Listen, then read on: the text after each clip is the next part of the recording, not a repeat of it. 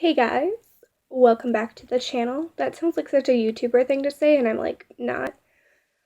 I know in a lot of videos I'm wearing a bathrobe, and I'm sorry about that, but it just happens to be that the times that I'm most comfortable are also the times that I want to film, and I'm most comfortable in a bathrobe. And at the moment, I'm also in my loud, squishy chair, so if it's loud, I'm sorry, and in a blanket, and it's 10:30 p.m. So, anyhow.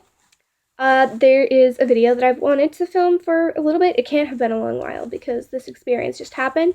But basically, I kind of so what I'm thinking about calling this video is crisis text line review because I just recently, today is Tuesday, and this happened on Saturday. I just recently used the crisis text line for the first time. And I don't know, I never really thought of myself as someone that would use it just because, in the back of my brain I was always like, oh well, that's for people who are like having a crisis. And as the person that I am, I always think that my problems are not as big as other people's, so then I don't deserve to have someone waste their time helping me when they should be helping someone with like a bigger problem. So usually I don't bother with that. But also lately I've been doing really well mental health wise. Like this summer has been like actually really good besides the like constant loneliness because I don't interact with humans like at all. But that's like a me thing. I've been actually doing like really well. I don't talk about mental health stuff on here a lot, but I'm hoping to soon a little bit more. But basically, earlier in the school year, I got diagnosed with like in the school year last year. I was like officially, so I can actually use these words to describe myself now, diagnosed with general anxiety disorder, uh, OCD, major depressive disorder, and dysthymia, which I think I've explained in an earlier video, but basically it just means that the way my depression manifests itself is not in like physical symptoms or usually even in emotional symptoms, but just with negative thought patterns. So I don't necessarily act like every person who you see as like stereotypically depressed, where I'm not always like sleeping all day or like not eating because I'm like upset, or I'm not always like crying or everything. And like obviously those are stereotypes and everybody experiences things differently. And so that's just like mine manifests in things that people don't really see.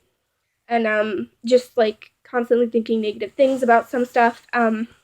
But like I said, this summer I've been doing like really good. And I haven't had a lot of things relating to that happen. My hair is being really annoying. Sorry. Anyhow, that's like not really on topic. So, basically, I texted a crisis line, and I'm gonna give you like a brief explanation of what happened, but I don't want to give like a lot of details because that's like kind of personal. So I'm not going to give you like a ton of details, but basically, I got super anxious and my brain was like, whoa, we haven't felt this in a while. Um, and I didn't really have an anxiety attack, though. I don't think that's what it was. It didn't feel like that, but then at the same time, it kind of felt like something that happened like at the beginning of last school year that I also made a video about, but that was in like a video that was titled something else. Anyhow,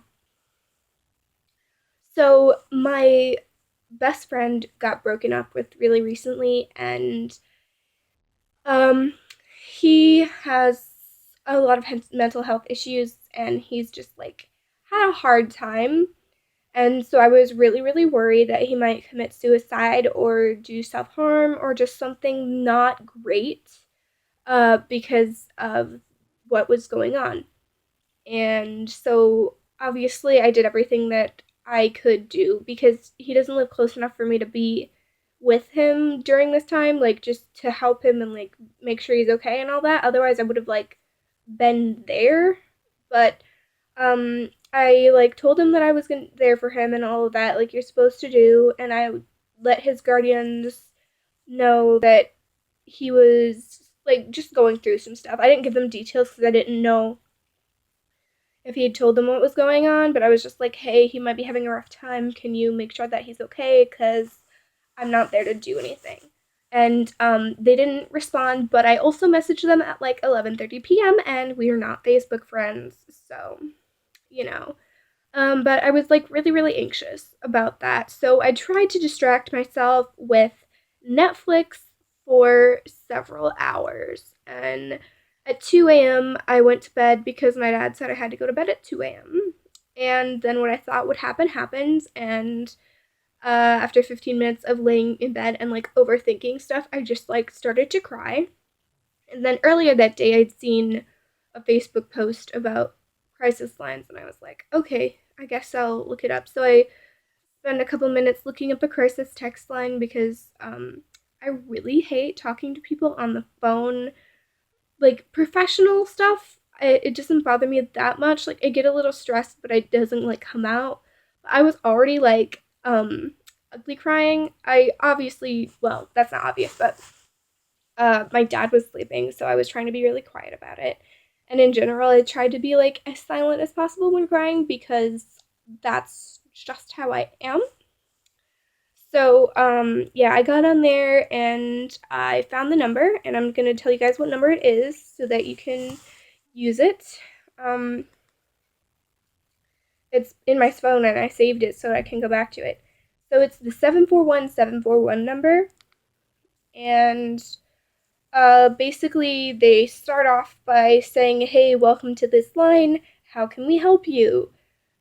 You can text anything to that number when you're texting them, and then uh, and then they ask like, "What kind of crisis are you dealing with?" And so you give them like a 2 sentence description. And so I was like, "Hey, I'm worried about my friend that they might commit suicide."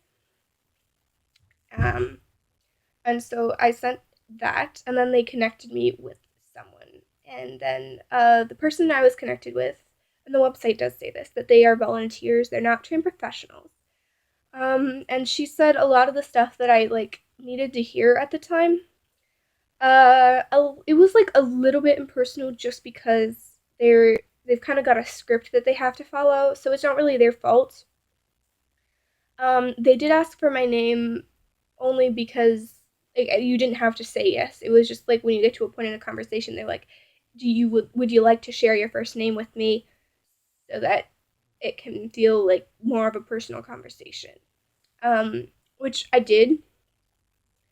And basically, I texted with the person on the other end for about 30 minutes until I fell asleep. I was crying pretty much the whole time, but it was just really nice to know that like there was someone on the other end of the phone, because I do have some friends that I text, but they don't have a lot of experience in the kind of things I want them to say, or like the kind of comfort that I just want. You know, like in the moment, you're just like, I need you to say this thing, even if it's not like necessarily true or it's not like provable. I just like, I need you to say it so that I can like justify it in myself. Like, I need validation. And so it's like, she was really nice, and I'm gonna see if I can find some of her texts. I don't know if it was a guy or a girl. I'm just picking a pronoun. Um, um,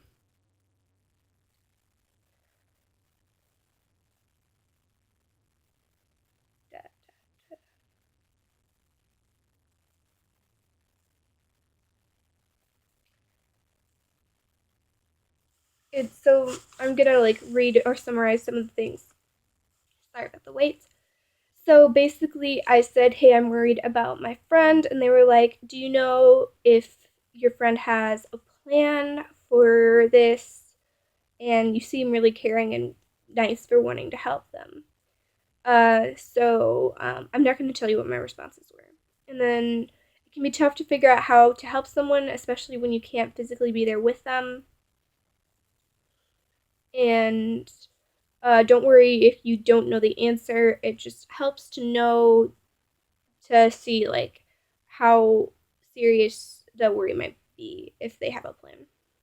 And then the one about the first name thing was, I'd like to ask if you'd be comfortable sharing your first name with me. If you don't, that's okay too. And then I just asked like, here's my name, but why do you want it? Just curious. And they say just as a way to address you in a more personal way by knowing your name.